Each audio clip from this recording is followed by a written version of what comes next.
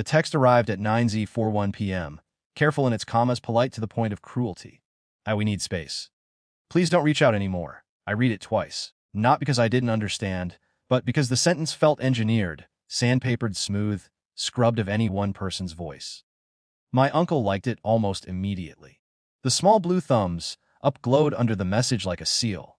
I set the phone down and waited for the surge, anger, grief, something theatrical.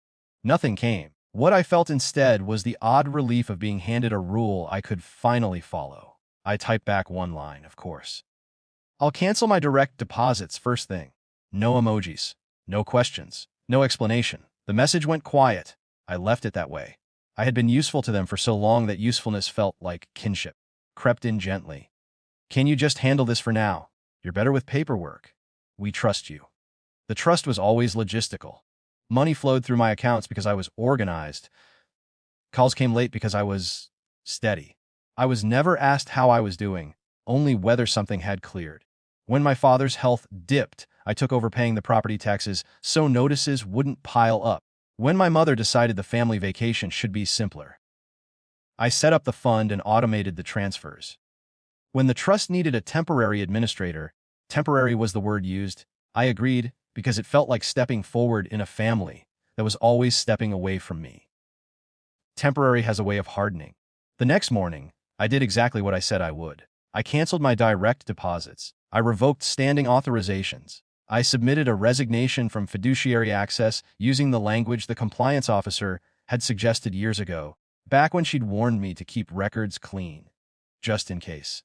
She had been kind, she had also been precise. Authority arrived without drama. An automated email acknowledged receipt. Another confirmed the change in trustee access. The bank's tone was neutral, almost friendly. A system recognizing instructions and executing them. By noon, the vacation fund showed a zero balance, not emptied in a grab, but returned to its source. Money that was never mine had never been touched. It simply stopped passing through me. At 20:13 p.m., the trust froze pending reassignment. That was policy. It wasn't punishment. It was what happens when responsibility changes hands. I didn't watch the notifications stack up. I took a walk. The day was unremarkable, the kind that usually slips by unnoticed. I remember thinking that this must be what space actually feels like, not a dramatic absence, but the removal of pressure. At 7:30 p.m., my phone vibrated across the kitchen counter. My mother's name I didn't answer. At 7:42, my father. At 81, my uncle. By 9:18, the calls had multiplied, overlapping with emails that used words like urgent and misunderstanding. I didn't open them. At 40:02 era, my brother called 17 times. I counted because the phone helpfully told me. 17 is not a number you reach by accident. It's what happens when panic sheds its manners. I sent one message back. That wishing you all the distance you asked for. Then I turned the phone face down and slept. They noticed the money first. People always do. But what unsettled them wasn't loss, it was interruption. Bills that had always been paid simply weren't. Deadlines that had always been met were suddenly visible. The estate taxes didn't vanish, they reverted. Someone else would have to learn the calendar I'd memorized. Emails from accountants began to bounce because my name was the one on file. The lawyer asked who should receive correspondence now. The question sat unanswered for a day longer than anyone expected. This is the part they later call betrayal. I didn't correct them. What I took with me wasn't cash. It was the quiet labor of knowing. The passwords surrendered properly, the relationships allowed to lapse without ceremony, the memory of how to fix a problem before it announced itself. None of it was proprietary. All of it had been assumed.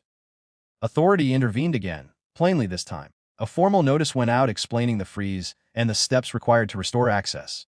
It included timelines. It included fees. It included no emotion whatsoever. I read it out of curiosity and felt a strange tenderness toward the language. Bounded. Fair. There was a moment late the second night when I almost replied to my mother's last message. It wasn't an apology. It was a softening. We didn't mean it like that. I imagined typing something gentle back, something that would allow everyone to save face and slide back into the old shape. Instead, I deleted a calendar reminder, a quarterly estimates, family trust. The next weeks were quieter than I expected. There was no showdown. No final call where everyone said what they should have said years earlier. Control didn't flip in a single cinematic beat. It settled like dust after furniture is moved. I learned small things about myself in the absence. That I slept better without my phone on the nightstand. That I could drink coffee without checking 3 accounts. That usefulness had been costing me something I hadn't named. Once at the grocery store, I saw my uncle. He nodded uncertain. I nodded back.